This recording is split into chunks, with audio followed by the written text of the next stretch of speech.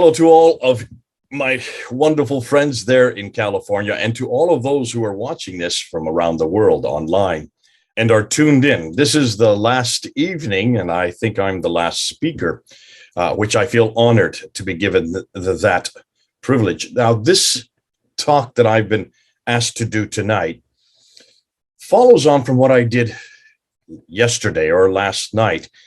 We've been asking and really pushing the boundaries on the historical critique of Islam. And we looked at the Quran yesterday. We asked about the Quran in the 7th century, and then we moved into the 8th century, and we looked at the Qira'at problem, this problem here, all these different Qurans, 30 different ones that have been found now by Hatun. It's not that she found them or she discovered them. They've always existed. They've existed for 1,000 years, but she was the one that made them public, and of course, shot that all over the world when we opened it up and showed them to the world back in 2016. And I said last night that we pretty much took out the Quran historically, and we took out this notion that it's been preserved perfectly. That we took out and shut down yesterday. Today now, we're going to look at another area. There are 3 major areas in the historical critique: the book, the man, and the place. The book would be the Quran, the man would be Muhammad, and the place would be Mecca. And so today we're taking on that 3rd column, or that 3rd foundational pillar, the city of Mecca. So without any further ado, let's go ahead and get into the PowerPoint and let's go through it. I'm going to try to do this in 40 minutes. That's all I've been given, but it may take a little longer. So let's open it up and let's get started. Now, I'm calling it Jerusalem to Mecca. You'll see why, because I used to be Petra to Mecca, but actually we're finding out some new material. This is the beauty of this kind of research. You keep on coming up with new material. You keep on coming up with new research, new findings. And as we've always said, the more we scratch, the more we find. The more we find, the more we shine. The more we shine, the more they whine. Oh, how sublime. And I think this is the case with Islam. No one's really scratched this material before. No one's really asked these kind of questions. And so I have all these researchers who have now come on board with me, and they are now starting to dig up all kinds of artifacts and showing that really don't just go to Petra, head on even further back to Jerusalem itself. Because much of what we know about Mecca, much of what we know about the practices, you're going to see that in this talk, much of what we know now about Islam, it really began with the Jews in Jerusalem and then made its way to Petra in Jordan, and then finally all the way down south to Mecca in what is today Saudi Arabia. So that's why it called it Jerusalem to Mecca, and you'll pick up on that thing as we go through. And there'll be 5 areas that I'm going to look at: the Muslims' claims about Mecca, the historical problems with Mecca, the geographical difficulties with Mecca, Mecca's historical claims debunked, and then also the putting it all together, trying to make sense of everything we know about Mecca. And that's where we'll try to come to some kind of conclusions. Those final conclusions will hopefully we will be able to support. But again, much of what I'm giving you is what we call green papers. This is all original research, so it will keep changing. This is now September 2021. When we get to those final conclusions, I will remind you of that, just because this may change with all the new research and all the new stuff that we're uncovering. So let's talk about first the claims that the Muslims make. And it doesn't really matter whether they're radical, nominal, probably not the liberals, but certainly those on the right in the middle. Certainly 99% of Muslims would make these claims. They would say that for the last 1400 years, Muhammad has been the last and greatest prophet, final one as well. The Quran was his revelation sent down only to him. Mecca was his city to begin with, where he was born in 570 and where he moved from in 622. Considered by Muslims as the oldest city in history. That means it's where Adam and Eve were thrown down to. And therefore, Islam is the final religion based on Muhammad's life and sayings, the Sunnah, and on the Quran's teaching itself. Now, conclusion, obviously, from what you've just seen there, Islam is completely dependent on those 3 pillars: the book, the man, and the place, the Quran, Muhammad, and Mecca. So why not investigate both the Quran, which we did yesterday, Muhammad, which we've already done before, and we'll do it again, and then Mecca today, to see if indeed the Muslims are correct. But let's begin with just how important Mecca really is. And this is important according to the Standard Islamic Narrative. So this is what Muslims tell you and what they tell me. This is why they consider Mecca important. This is what they claim. It is the oldest and best known city in history. They would say that Mecca is where Adam and Eve were thrown down to from the Garden of Eden. That's in chapter 7, verse 24. Not the word Mecca, not the name Mecca. They were thrown down to earth. Their traditions are the ones that specify that it was the city of Mecca. Mecca is where Abraham lived when he destroyed the idols within the Kaaba. Again, that's in chapter 21, verse 51 to 7. Not the name Mecca. That word doesn't exist in that chapter at all. That is implied because he's there in the Kaaba. And the Kaaba, as we know, according to all the traditions, was in Mecca. So the traditions impose the idea that Abraham lived in Mecca. Mecca is the center of trade, north, south, east, and west. And we're going to confront that because especially Montgomery Watt's trade theory on why it was important. So it stands to reason, if it is one of the best known and best documented places in history, someone should know about it, right? When you look at the Quran itself, Mecca is the center of Islam and the center of history. No, everything I'm showing below now does not contain the word Mecca for one very good reason. The word Mecca itself in the Quran is only found in chapter 48, verse 24. It's only found one time, which is odd if it's such a great city, if it has this much importance, if it's been around from the very beginning. Why is it there's only one reference to it? What we do know in chapter 3, verse 96, that it's the first sanctuary appointed to mankind. Mecca, it says, is that Mecca? Who knows? It's the mother of all settlements, according to chapter 6, verse 92, chapter 42, verse 7, where the prophet came from. It doesn't say the word Mecca. We've already talked about Adam and Eve and Abraham living there. It is where Muhammad was born, and supposedly from 570 up until 622, it became the center of the Qibla, the direction of prayer, in 624, according to chapter 2, verse 149 to 50. So this implies that people were living there from the very beginning. Ironically, though, it was only referred to once in the Quran. When you look at Mecca, you also need to look at the vegetation that is referred to there. Lots of vegetation in the city, which implies water. If there's vegetation, you have to have water. Now, according to the Quran and the traditions, Mecca is referred to as the place of the prophet. As I said, it doesn't say Mecca, it just says where the prophet lived. He lived in a valley, and also there was a parallel valley, according to Ibn Hisham and al-Bukhari. Also, it has a stream. A stream carries water, so there has to be lots of water there in Mecca, according to al-Bukhari. It's outside its ruins is this pillar of salt, referring to the wife of Lot, who turned into a pillar of salt, according to Surah 37. It has fields, according to al-Bukhari, again, needing water. It has trees, according to Sahih al-Tirmidhi. Grass, al-Bukhari says that. He also says it has fruit. Al-Tabari talks about clay and loam. And also Surah 6 and then all 16 and Surah 80 all talk about olive trees. So all of these things, field, trees, grass, fruit, olive trees, all require water. One of the ironies about the olive trees, we don't know of any olive trees that early that existed in Arabia at all. All the olive trees that existed anywhere in the world were always way up in the Mediterranean. That's 600 miles further north. According to Ibn Hisham, there are mountains overlooking the Kaaba. If the Kaaba is in Mecca, then that means there should be mountains there. Yet Mecca is not in the valley and has none of these listed above because it is in a desert. So it's just too arid and dry to support any of these things that are underlined there that you see on the screen. Mecca is the burial place of many of the biblical prophets. This was a surprise to me, and this we've just found out in just the last year. Take a look at what they claim according to their traditions. Reuben Wheeler, quoting some traditions, say that when Adam died, he was buried in Mount Abu Qubais, near Mecca, where Eve had to also have been buried. His head is at the site of the Kaaba, and his feet stretched out. Now, take a look at this map I've just put up here. This is something I've just found out in the last few weeks. Note where the ancient Abu Qubais is. So there is a Qubais, Mount Qubais there in, or Qubais, as you wait for how you want to pronounce it, in near Mecca. But the original Mount Qubais is way up near Latakia, just off the western or the eastern coast of the Mediterranean, way up in Syria. Look where the green arrow is. There it is. That's in northern Syria. It's almost 1,200 miles north of Mecca.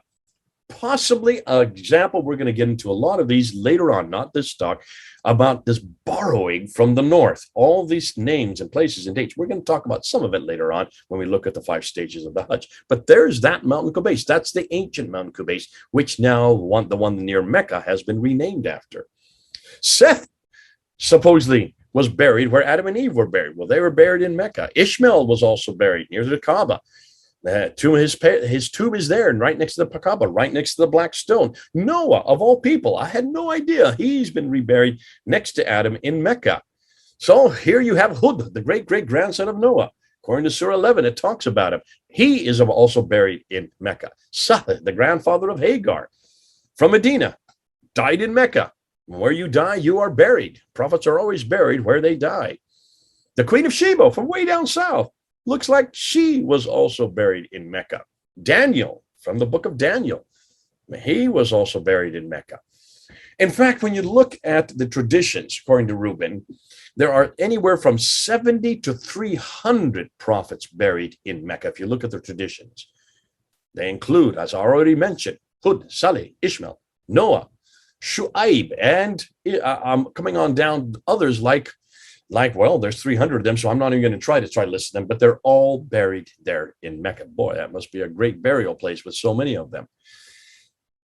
Oh, that's got to mention that even as they're buried, if you were to uncover them, they're still praying in their graves. The earth does not consume their bodies. No matter how long a time passes, their bodies remain preserved from decay. So if we were to go to Mecca today and start digging down there where the Kaaba is, or just its environs around, in fact, that's what's being done as we speak, you can see all of the cranes that are all around the Kaaba where they're building all these skyscrapers. Are they coming across these prophets that are buried, almost 300 of them? I've not heard any word about it, but it looks like, according to traditions, that's where they're buried, and that's what happens to them. So let's just remind yourself, Adam and Eve, Seth, Ishmael, Noah, Hud, Saleh, Queen of Sheba, Daniel, 70 to 300 of the prophets are all buried there in Mecca.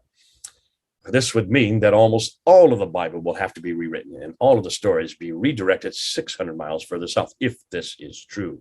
Yet there is so much evidence for the biblical narrative historically, yet almost nothing for Islam's. Now, what exactly problem or historical problems do we have with Mecca? There are so many, I don't even know where to begin, but let's start with the sources. The sources is probably the first thing you need to talk about. And this is one thing that really hit me way back in the 1990s when I came across it and I was told about it. Now, Islam's emergent, according to Islamic tradition, according to Standard Islamic Narrative, is this. Muhammad was born in 570. He started receiving revelations in 610. He went up from Mecca up to Jerusalem and went up to the seven heavens, called the Miraj, in 621. He then moved up to Medina in 622. Mecca was then conquered by him in 630, and then he dies in 632, and that's his life. That's what the Standard Islamic Narrative has been telling us. Abu Bakr then takes over, and then he dies in 634, so he only lasts 2 years. Umar then takes over, and he lasts 10 years because he dies in 644. Therefore, Uthman comes to power. In fact, Umar is killed, and so Uthman takes over, and he lasts, he lasts 12 years. And while he's on the throne, the Qur'an is compiled a second time. He is killed, and Ali takes over. And Ali lasts only 5 years, and he is killed. So that's the Standard Islamic Narrative of how Islam began. And all of this was taking place in and around Mecca and Medina. Now, here's the difficulty. Everything I've just said, all of that comes from where? Well, it comes from the Standard Islamic Narrative, the Islamic traditions. So when were they written? Hopefully, and I assume that they would have been written at the time that this was all taking place by people who were actually there, eyewitness to the events. But the answer is no, absolutely not. Muhammad dies in 632, and that's when you would have hoped that the Standard Islamic Narrative was written, in 632, at the time he died, by people who knew him, or at least lived where he lived. However, the Sirah, the biography of Muhammad, was first written down by a man named Ibn Ishaq in 765, but we have nothing of Ibn Ishaq. We have to go to this guy, Ibn Hisham, who died in 833. Muhammad died in 632. Do your maths. You can see there's a problem here. And since Ibn Hisham only takes what he likes of Ibn Ishaq and throws the rest away, we don't know if any of it comes from Ibn Ishaq, so let's just throw him away as well. The other biography that's famous is the one from Al-Waqidi, who died in 835. So this is the 9th century, folks. This is over 200 years after Muhammad. We get the first biography. But we also have the sayings, the hadith, which are first written down by Al-Bukhari in 870, and then Sahih Muslim 875, Tirmidhi in 884, Ibn Majah in 887, Abu Dawud in 899, and Nasai in 915. So from 870 up to 950s. That's the late 9th century going up into the 10th century. We have these 6 major compilations of the sayings of Muhammad. But take a look at how late they are. They all come after al-Bukhari. Now we have another 2 genres, the tafsir, which are the commentaries, and the tahriq, which would be the histories of all mankind, written by al-Tabari in 923. That is the 10th century, folks. Are you starting to see a problem here? The earliest of the standard Islamic narratives that we're always quoting all the time doesn't even appear for 200 years after Muhammad's death. Now notice, I'm putting Abdul Malik's there because he is the one that actually introduces Islam to us on the coins and on the Dome of the Rock and on the Caliphal protocols. So let's start and put his line there. That's 140 years after him that we even hear about this Muhammad's life and what he said and what he did. So can you see that is a problem? And yet nobody's talking about this. No one wants to put this on a timeline. You now see the timeline, show your Muslim friends and say, you've got a problem. Because if that's the best source you've got, but hold on a minute. What about the Abbasids? They are the ones that really create the Muhammad we have today. And that's what we're finding out. The Muhammad of today is really the Muhammad of the Abbasids, and they come to power in 749. So it's the mid-8th century, which is over 100 years after Muhammad, that we finally get the Muhammad of today. I'm not going to get into that because we're not talking about Muhammad so much. We're talking about Mecca. But just to give you that, this is a real problem, folks, because the sources are just too late. Look at a map. Let's just show you what I'm talking about. Remember, Islamic tradition, all the standard Islamic narrative says that everything happens where those two green circles are, Mecca and Medina. That's what they tell us. That's what they tell us. That's the Hijaz, that area. Yet all the writers of the traditions worked in Baghdad, which is 1,800 kilometers to the north. Ibn Hisham, who was the first to write the Sirah, is from Basra, but he wrote in Cairo. He grew up in Cairo. Cairo is 1,600 kilometers away. Basra is 1,800 kilometers away. Al-Bukhari, who writes us, who is the one who gives us the first of what we know as the Hadith, he is from Bukhara. That is in Uzbekistan. That is a good 4,200 kilometers away. That is far away, way off to the east. Then you have Al-Tabari. He is from Tabaristan, which is in Iran today, northern Iran. That's 2,800 kilometers away. None of the traditional writers, the standard Islamic narratives, lived or worked in Mecca or Medina. They were too far to the north of Mecca and came from west and east of Baghdad. Putting it, you need to see that all of these northern areas are where the Abbasids originated from. More than that, let's look at this map here. The problem with the northern hegemony. The Islamic traditions say everything happened here in Mecca, Medina, as I just said. However, all the writers in the traditions worked in Baghdad, which is 1,800 kilometers too far north.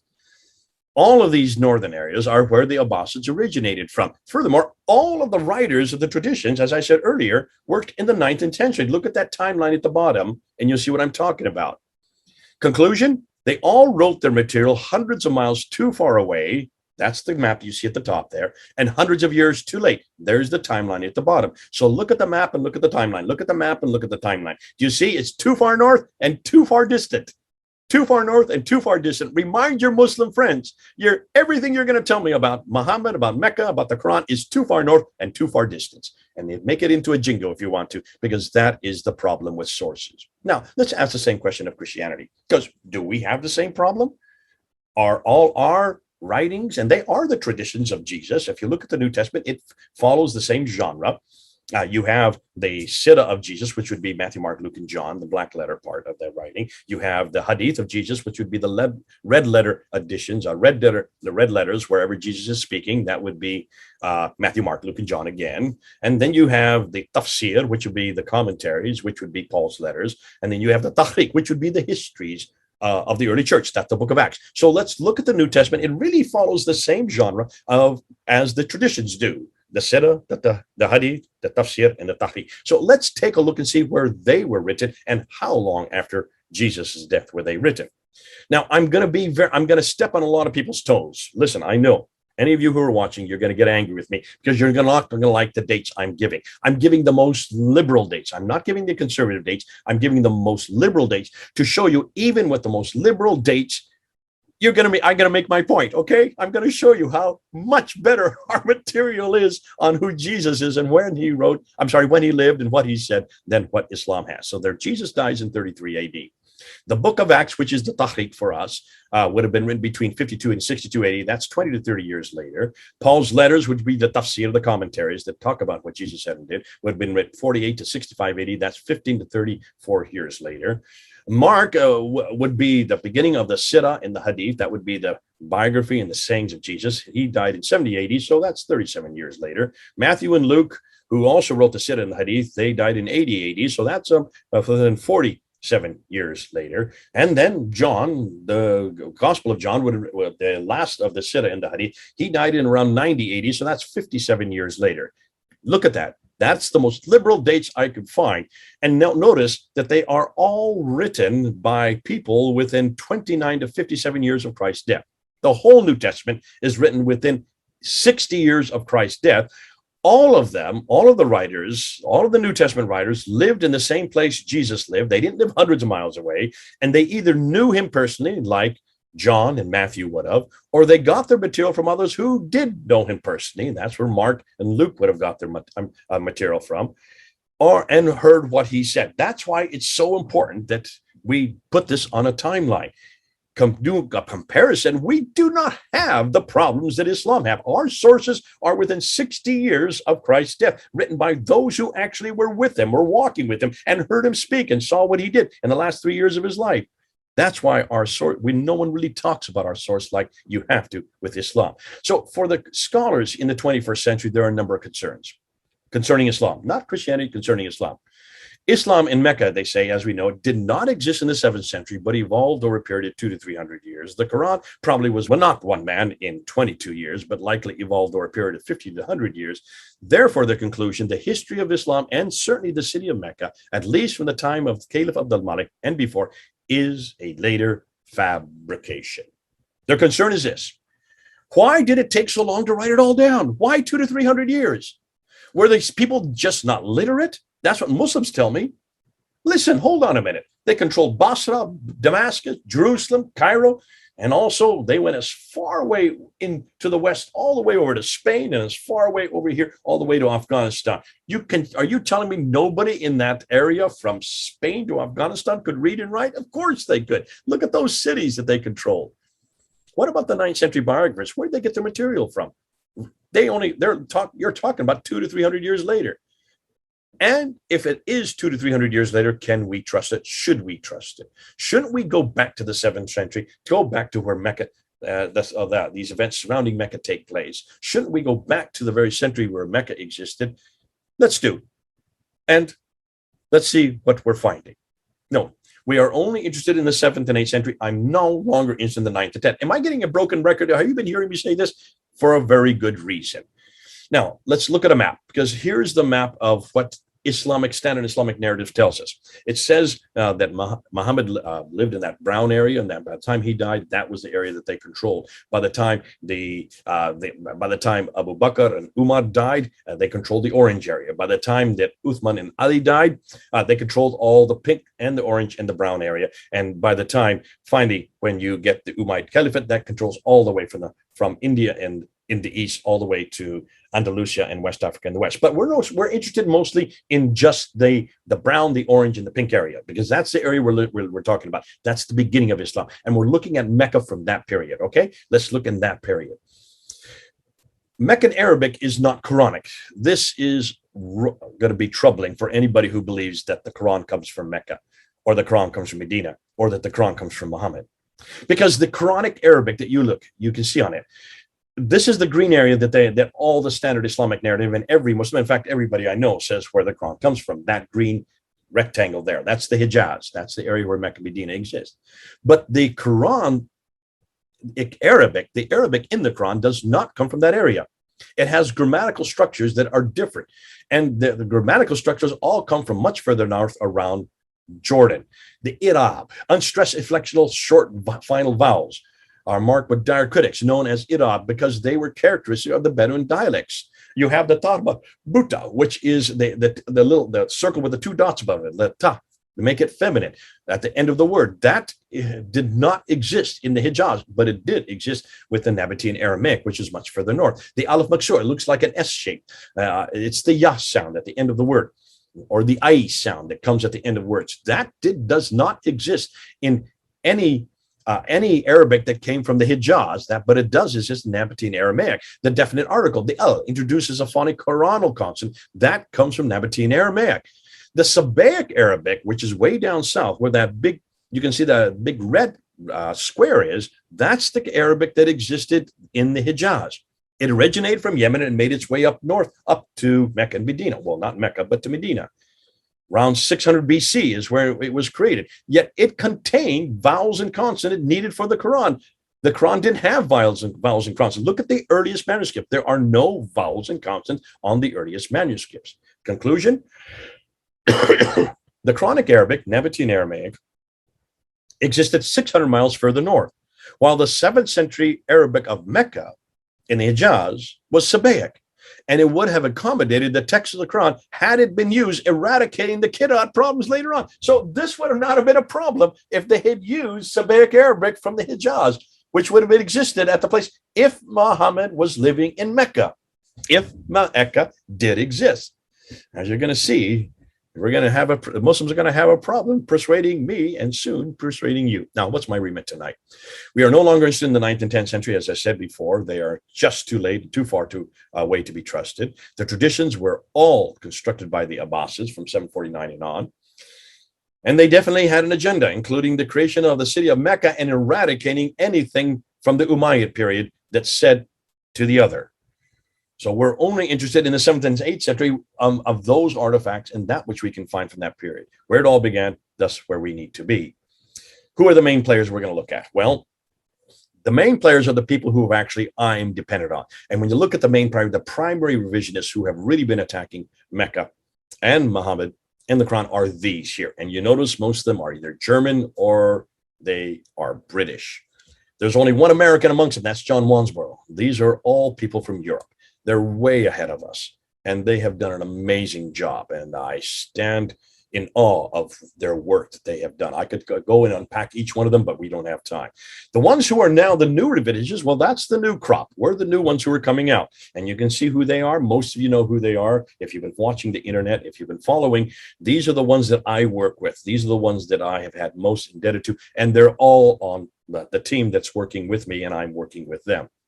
So thanks to all of them, and thanks to those who continue to take this work. So this is not me doing this work. I'm mostly the vocal man. I'm the one that's going out and actually making sense of it all and communicate it so you can all understand it. But let's start then with the geographical problems with Mecca. And as you're going to see, they're all in the wrong place and they're all in the wrong time.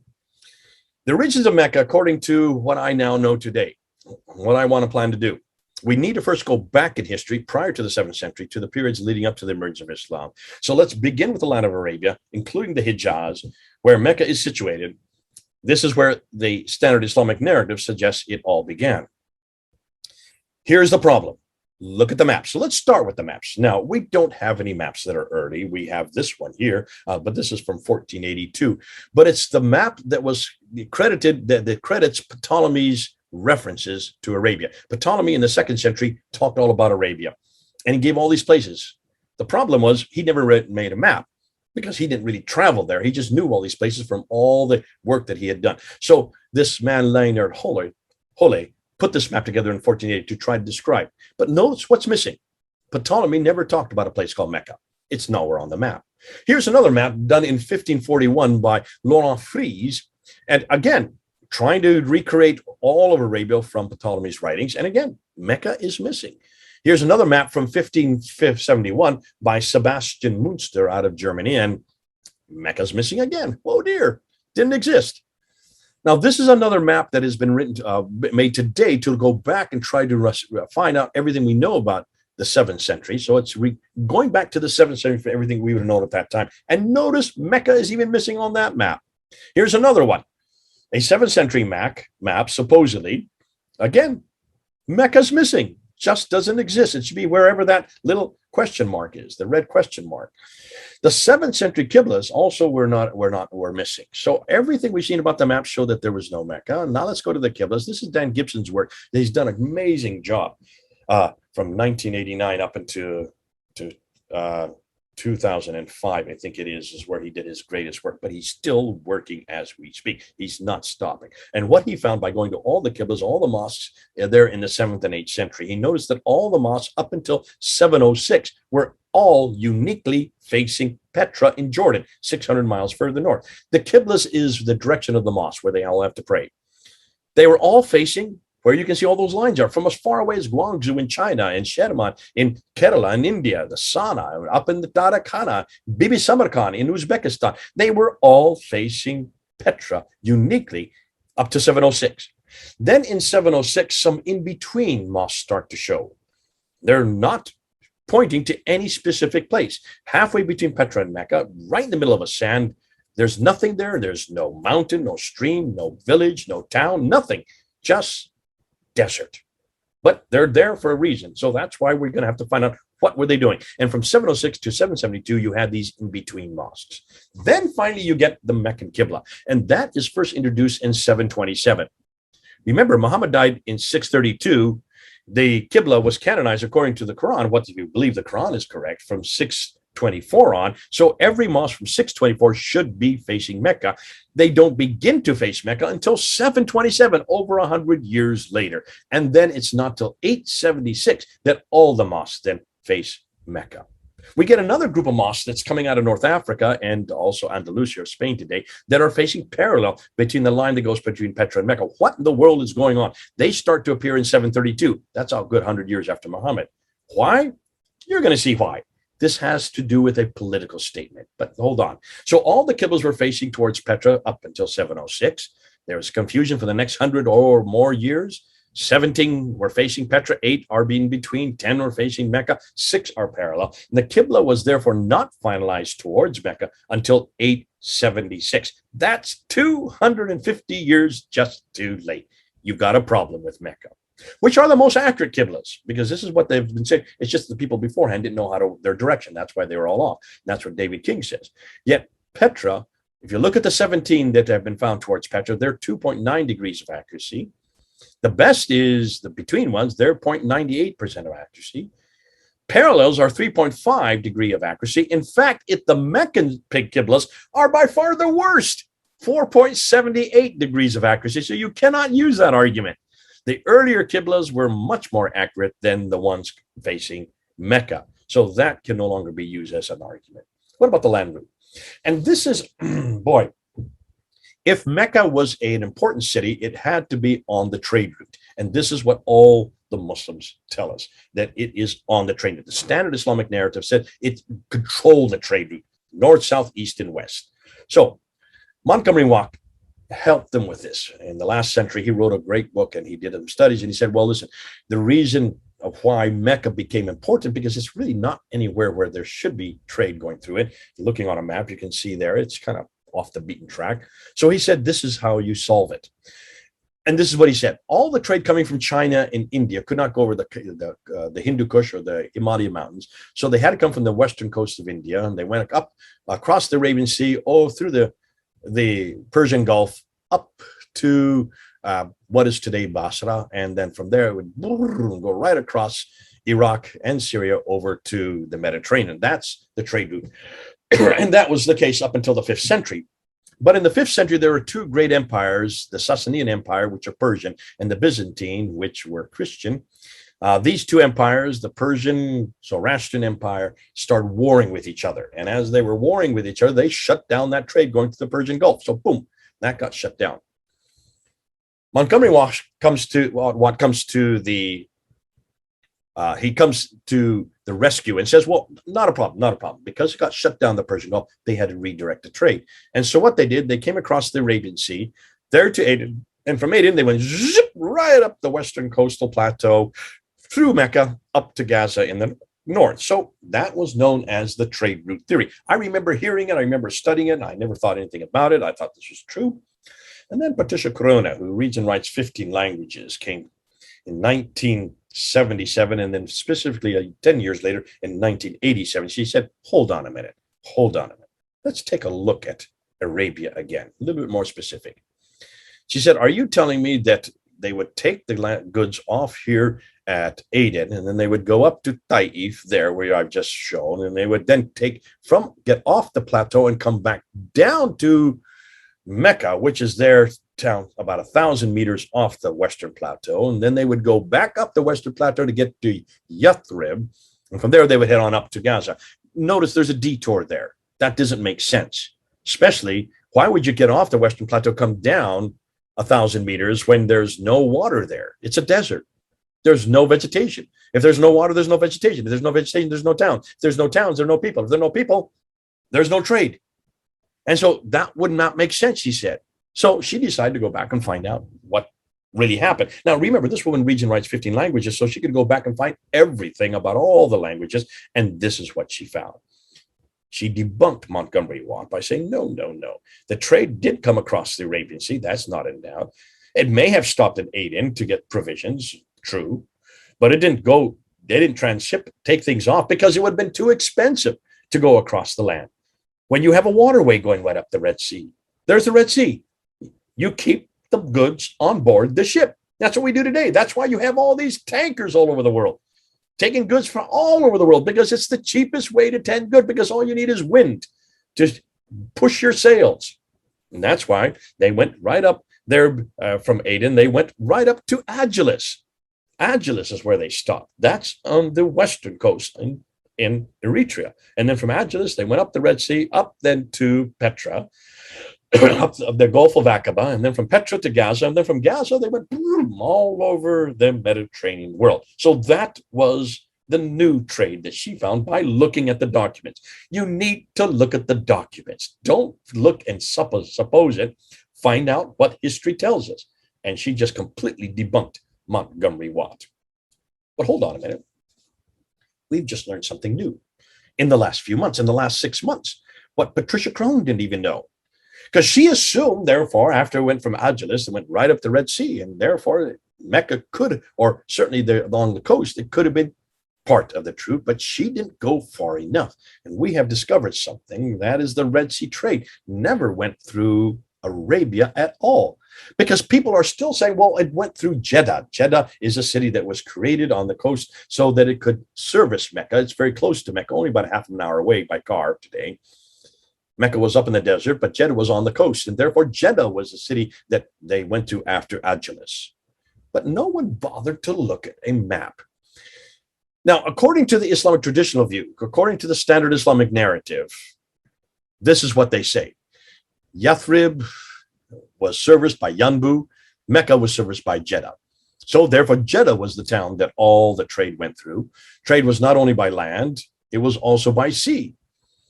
Through the Red Sea, via Jeddah and Yanbu, following the Arabian coast. That's what the Standard Islamic Narrative tells us. You can see it on the map.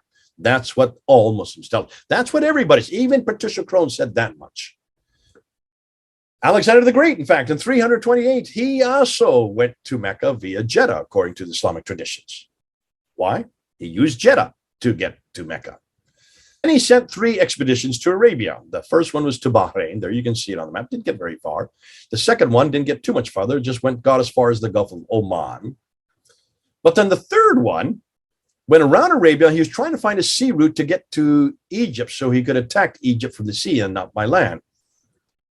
Problem was, that did go up the Red Sea, but then it came right back down again because there were no supplies. They couldn't find any supplies for their troops in the Red Sea. They could not go there, possibly because they were going on the wrong coast.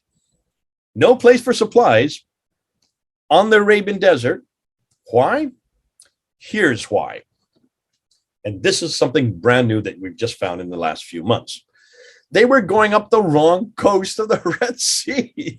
To understand the problem, you need to use a topographical map to see the waterways of the Red Sea. This has been provided me by a guy named Chiaro Zazzaro in 2013. He came up with this and showed this, and I'm so happy for him. Take a look at this topographical map, looking from space down onto the Red Sea. And you notice that blue channel there. Can you see it there right in the middle? Here, let me put it. I'll put a red line over it. There's the blue channel. The blue is the deep water channel, and that's where all our large ships today, they go right up that channel. They need it because they're so huge. But back in the 7th century and earlier, there was no huge ships like that. They used much smaller ships. So they used these shallower water channels, which are right there. Those are the shallower water channels, so that it's for smaller ships to accommodate them. Those all went up the western coast. They, unlike the East Arabian shore, which was arid, had no water, with no fresh water, and thus few people, the West African shore had plenty of fresh water. Why? Well, and plenty of people. And the reason why is where there's water, there is vegetation. Where there's vegetation, there are people. Where there are people, there are towns. Where there are towns, there are cities. Where there are cities, there is civilization. Where there's civilization, there is history. The East Coast had no history because it had no water, therefore no vegetation, therefore no people, no towns, no places, no history, because there was no civilization. The West Coast had everything, and that's why all the shallower water channels are on the west side of the Red Sea. And we know the names of where the ports were. This is what's interesting. Take a look and see where the ports are. Let me just put this map up here and show you where they are. Well, there were 5 ports, 5 coastal cities on the western coast of the Red Sea. Asab in Eritrea from 246 BC. Agilis, also from Eritrea in 79 today. I'm saying Eritrea today. These are modern days, so you all know where I'm talking about. And then you have Suakin from Sudan. That's in 170 AD. Berenice from what is today Egypt, 275 BC. And then the 5th one would be Safaga there in Egypt, 282. Now notice those, look at the dates, 246 BC, 79 AD, 170 AD, 275 BC, 282 BC. These are when the first recorded records we have of trade in those 5 cities.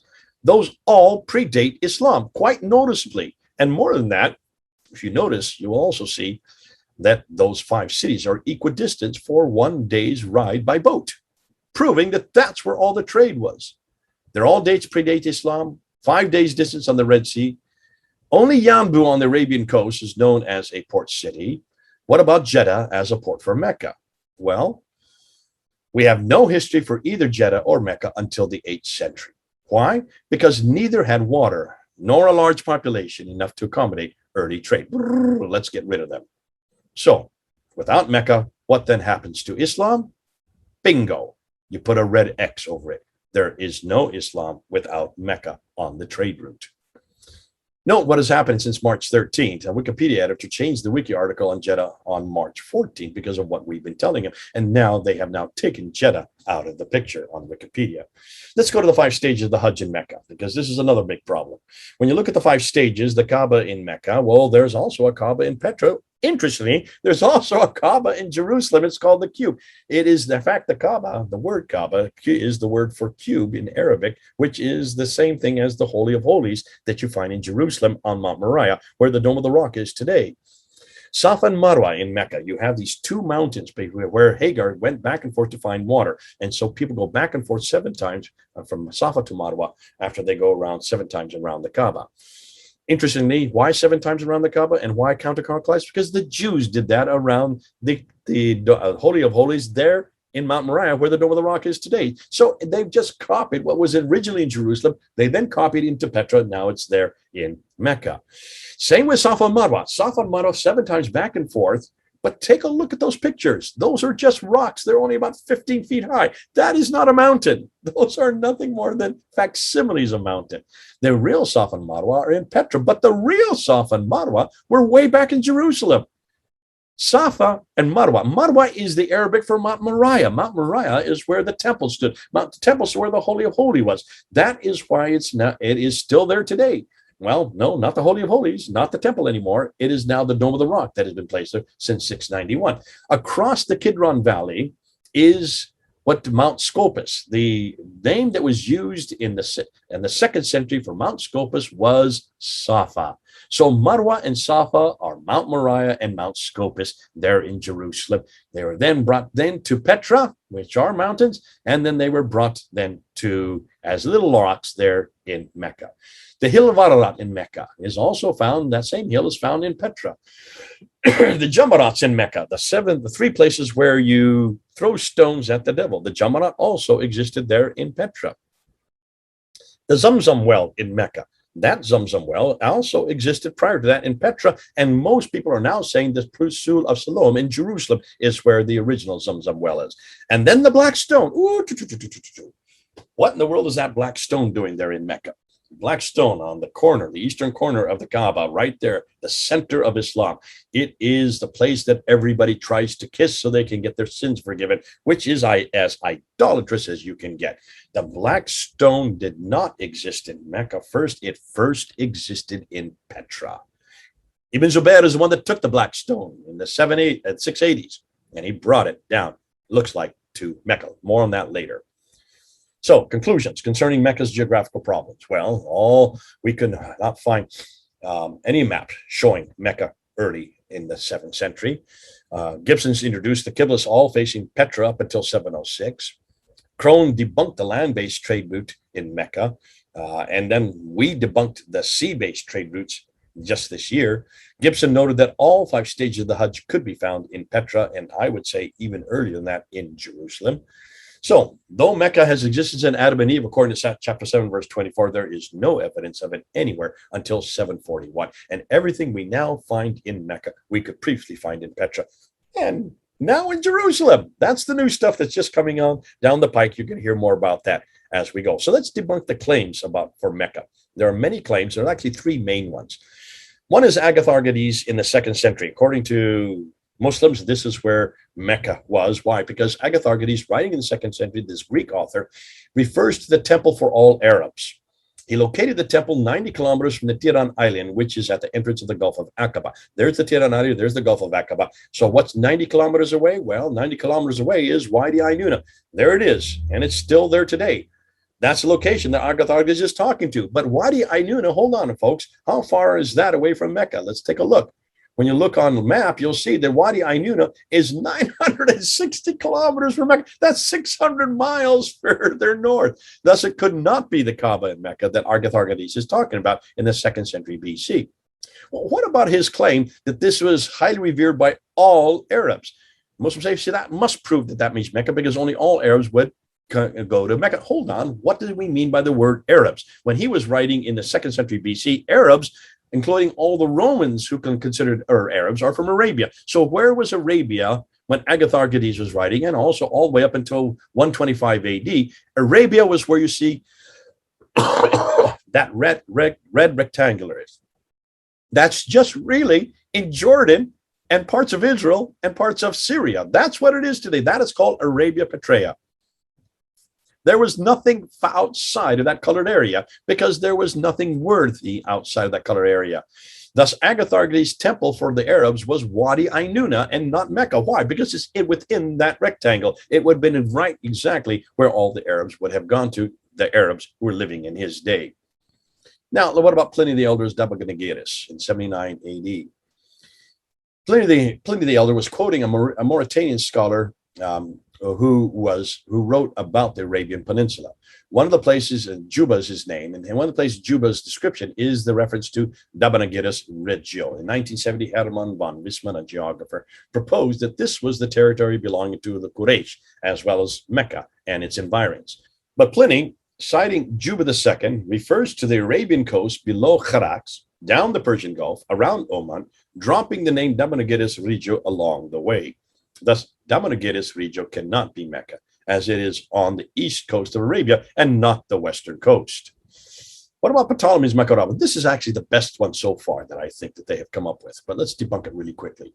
Claudius Ptolemy, writer and geographer from Alexandria in Egypt, who wrote the Guide to a Geography in which he designated many of the cities in Arabia.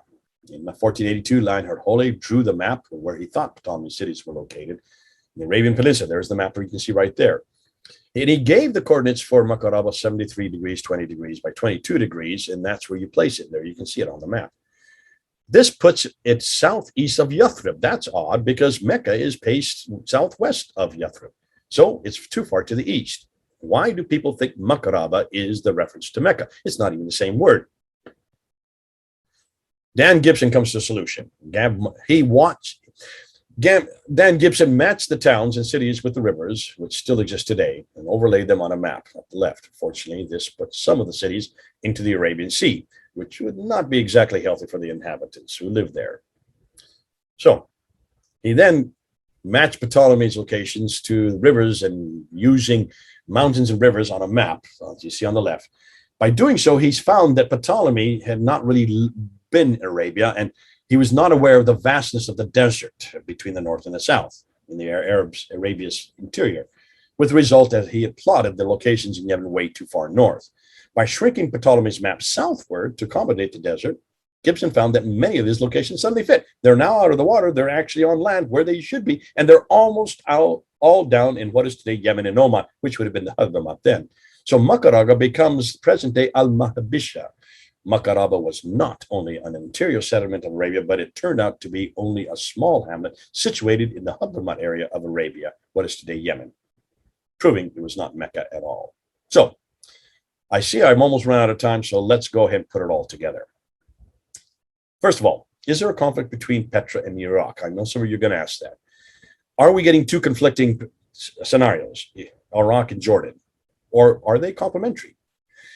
I would say that Iraq concerns politics, the Qur'an, and the theological debates, which come much later. Petra and Jerusalem concern really only the Qiblas, the direction of prayer, and the mosque, and also many of the 5 stages of the Hajj. Iraq both precedes Petra and returns following Petra. Iraq is important between 577 to 638, the quest for Muhammad. Petra is more important for 626 to 727, the Qiblas. And then Iraq then becomes important again after 736 with the Qur'ans and the Qiblas and everything else that comes then after that. So let's look at Petra versus Mecca, the one preceding the other. The need for a place.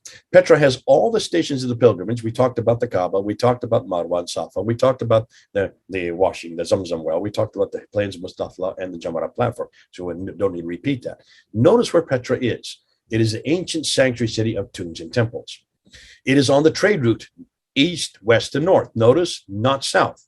Mecca is not on any of the international trade routes, not even on the sea route, because of the Red Sea. You can see where the green arrows are going. Petra is where the Nabatean Aramaic was spoken and written, which later gave birth to the Quranic Arabic. Petra is also where the mosques up until 706 are facing, the Qiblas, that is, even as far away as Canton in China and Sharman in India. Conclusion, Petra seems to have been the original sanctuary, later copied by Mecca, and I would say Jerusalem precedes it. Petra is much further north to support the later traditions once again. Now let's look at the 7th century scenario and let's try to put it together. In the 7th century, there were 3 major empires, the Byzantines and the Sassanids, on the green and the orange. In 622, however, the Byzantine Empire conquered the Sassanids, and the small city-states then filled the vacuum left behind. That's where the yellow arrows are. Ironically, we have no historical references for any Muslim caliphate at all from 622 to 661, not in the coins or the documents or the rock inscriptions. Now, in 661, Muawiyah as it comes and is the first of the Umayyad caliphs. So that's where the history of what we would think would be Islam comes to begin. The Umayyad Caliphate. We would think they would be Muslims, but they're not. If he was a Muslim, as traditions claim, then why was his capital not in the Hijaz, not way down in Mecca, Medina, or and where the traditions state that all the 4 previous caliphs lived and reigned?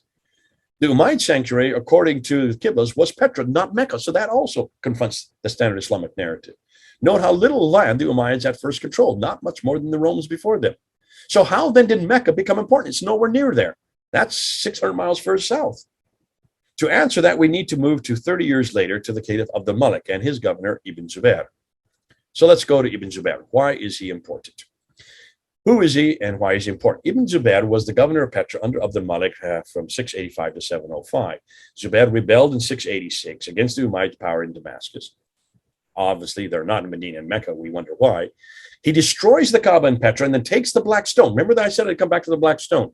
The black stone is where God's presence is. So when he takes the black stone and from Petra and flees down to the south, perhaps to Mecca, he takes God's presence with him. The Abbasids were very interested in that black stone. They are also interested in coming and being an ally with Zubair. Who needs an ally? They're way up in Hira. That's in today's Kufa. That's in Iraq. So they joined the rebellion and they support Zubair due to their hatred of the Umayyads. Now, there's the map there. Take a look at that. In 680, Ibn Marwan supplants the Sufyani family in Damascus. That's the red area. His son Abd al-Malik becomes caliph in 685, also in Damascus. In 686, Zubair, governor of Petra, rebels against Abd al-Malik, destroys much of Petra, takes the black stone, and he flees the south. That's the yellow arrow, possibly to the Hijaz, where you see Mecca, the dark blue area. He needs allies, and so looks towards the Abbasids, who are headquartered in Hira, which is today Kufa. Note that the political capitals for Umayyads is Damascus, and for the Abbasids is Hira. The sanctuary for the Umayyads is Petra, and the sanctuary for the Abbasids then becomes Mecca. Two political capitals, two sanctuaries. As the Abbasids become more powerful, Mecca becomes more important. Why? Because they have the black stone, and the Abbasids are taking more political power. So why is this important? Well, the Arabs had been in power since the mid-7th century, but they had no religious identity. Abd al-Malik ruled in Damascus from 685 to 705. The Umayyads had now been in control since 661. And after 30 years, unlike their cousins through Abraham, the Christians and Jews, they had no prophetic line and they had no scripture. For 30 years, they've been dependent on the Jews and Christians to run their cities. They called them Maulas or Mawalis. There was a jealousy of the Jews and Christians because they had their own prophetic line and they had their own revelations, giving them an identity, which the Arabs did not have. This desire for an Arab identity was then created and introduced by Abd al-Malik. Now, let's see how he does it. Well, the first thing he does, as the great Arab reformer, he builds the Dome of the Rock in 691. Look and see where it's situated. It's higher than the Christian church on the Holy Sepulchre, sitting right on where the Jews considered the temple to have been, the Holy of Holies to have been. The Al-Aqsa Mosque was not built till 709. So don't confuse it. That's not the mosque we're talking about. Now, the significance of the Dome of the Rock, it's situated right there, smack dab at the sanctuary for the Christians and the Jews. It employs Byzantine architecture, but it's much larger. It sits above the Church of the Sepulchre. It's situated situated on the holiest city for Jews. That is where the temple was. That is where the Holy of Holies used to be. That's why it's not in Damascus nor in Mecca. It's in Jerusalem. Muslims say that it's because of the Miraj. That's why it was built. No. Look at the inscriptions. They say nothing about the Miraj, nothing about the going up to 7 heavens or getting the 50 prayers down to 5. And why? Because you need to look at the only original part of the building. You need to look at those 2 inner ambulatories. When you look at the ambulatories, you'll see the Arabic there. When you look at the Arabic, just take a look. I don't have time to go in. I'm running out of time. But notice everything you see on the screen there is against Jesus, against his divinity, against the Trinity, against his sonship. It's all against Jesus of the Byzantine Christian. It's against the Monophysites. It's against his divinity. That's why the inner ambulatory, it was created by Abd al-Malik to attack the Trinitarian form of Jesus, the Trinitarian God named Jesus Christ. The Caliphal protocols. Yehuda Nevo talks about this in Crossroads to Islam. During the Sufyani period, if you look at the protocols, they do not mention Islam or Muslim or Muhammad or the Quran, which they should be full of, because that should be Islamic, right? Up until 680. Then the Marwanids come to power, and then Abd al-Malik comes in 685, and then he is the first one to change the protocols. It happens overnight in 691. That's the time the Dome of the Rock is built.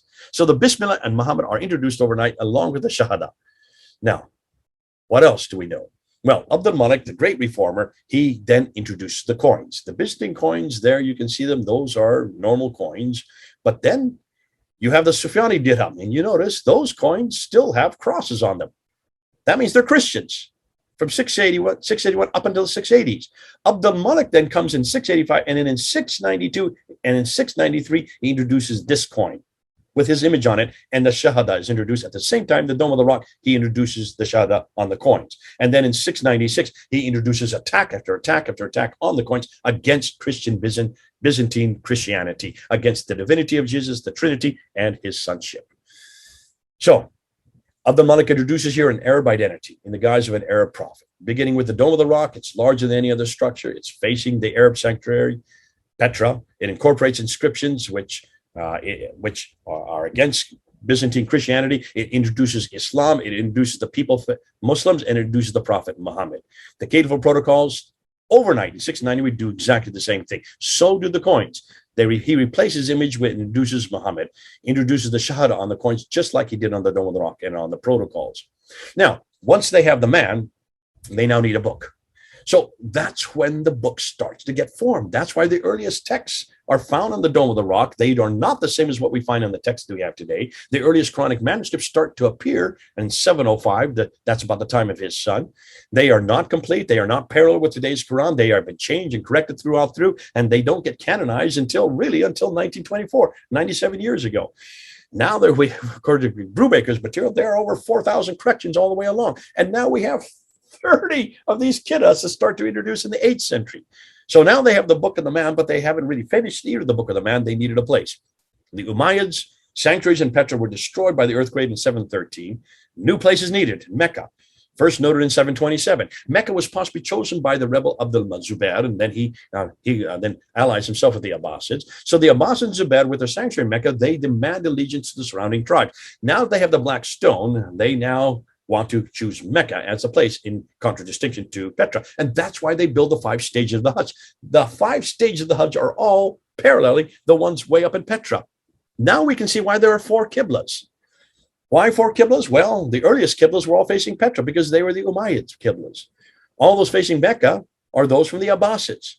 Al-Hajjaj, who rebels in 706, he starts the in-between Qiblas, and he's now in rebelling against the Umayyads. Those in North Africa and the Andalusia, they're also in rebellion, so therefore they're not going to face either Petra or Mecca. They want to see who's going to win out. Either the Umayyads or the Abbasids. There's a tussle going on between these 2 empires, and so politically speaking, they want to make sure that they're hedging their bets, so they wait to see who's going to win. And there, of course, by 749, the Abbasids win. So that's why all the Qiblas start to face Mecca from 749 on. But that is not complete until 822. So here's the scenario. What if? September 2021. By the time the Abbasids are in power in 749, they now have a prophet, they now have a revelation, they now have a sanctuary, Mecca. They still need a history, however, to give authority to their prophet. That's why it takes another 70 years for them to finally write the Sirah, his biography, and another 110 years to write the first of what we know as the Hadith. And then it takes almost 200 years for them to write the tafsir down. So it takes them all that time. Why? Because it takes a while to get rid of all this other history and replace it with their own narrative.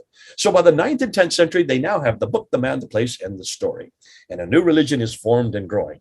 Yet not within 22 years, as the Standard Islamic Narrative tells us, but it evolved over 200 to 300 years, folks. Let's go and let's conclude. 5 areas we've investigated.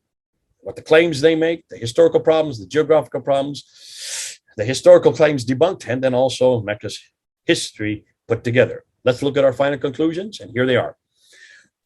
My remit was really to investigate the history of Mecca in the 7th century. It is obvious that everything Muslims are dependent on for their book, man, and place are based on the Standard Islamic Narrative, which are 200 to 300 years too late and hundreds of miles too far north. Too late and too far away. These narratives, these Islamic traditions, describe Mecca as a fertile place and the oldest habitation for humans on earth. The Standard Islamic Narratives tells us that Mecca is the city of Adam and Eve, Seth, Ishmael, Noah, Hud, Saleh, Abraham, and up to 30 to 70 different prophets. They all were buried there. Even the Arabic, which should have been in Mecca, the Sabbaic, is nowhere near it, but derived from Nabatean Aramaic, situated 600 miles further north. It was the revisionists in Europe who were the first to sound the alarm with the Standard Islamic Narrative, starting in the 9th century. We are now taking it and moving it from there. Geographically speaking, Mecca has huge problems. None of the maps up to 900 AD show Mecca on them. All of the 7th century and some of the 8th century Qiblas were facing Petra, not Mecca. Patricia Crone debunked Watt's land-based trade route theory back in 1987. We shut down the sea-based trade route theory of the Red Sea, proving it was via Africa, not via Arabia at all. The 5 stages of the Hajj in Mecca were all bad copies of those already in Petra. And I would say even earlier in Jerusalem. Every Muslim claim for an early Mecca can be debunked by simply using historical maps. When we look at the 7th and 8th century, we see that Islam grew out of a political conflict between 2 succeeding empires and the need for a strong Arab identity. The Arabs needed a book, a man, and a place in order to have their own identity, all of which attained by creating the Qur'an, Muhammad, and finally Mecca. So, in conclusion, everything I've just shown you about Mecca, we can pretty well debunk historically. We can be debunked just by looking at the maps, looking at the coins, looking at the inscriptions, and looking at the place, and just looking from down onto Mecca itself. It's in a desert, folks. There's no civilization there for a very good reason. There's no water. There's no water. There's no vegetation. If there's no vegetation, there are no people. If there are no people, there are no towns. If there are no towns, there are no cities. If there's no cities, there's no civilization. If there's no civilization, there's no trade, and there is no history. That's why Mecca just makes no sense. Take it to the Muslims now and see how they answer it. And every time they want to start talking about Mecca, just say, oh, hold on. Prove it. but not from the 9th and 10th century anymore. Too distant and too far north. From the 7th century. Tell me from the 7th century where this city is. And if you can't find Mecca, you can't find Muhammad. If you can't find Muhammad, you can't find the Quran. Bingo, you've just thrown out all three in one fell swoop. Great to be with you. I'm sure you have lots of questions. This is Jay then. Over and out.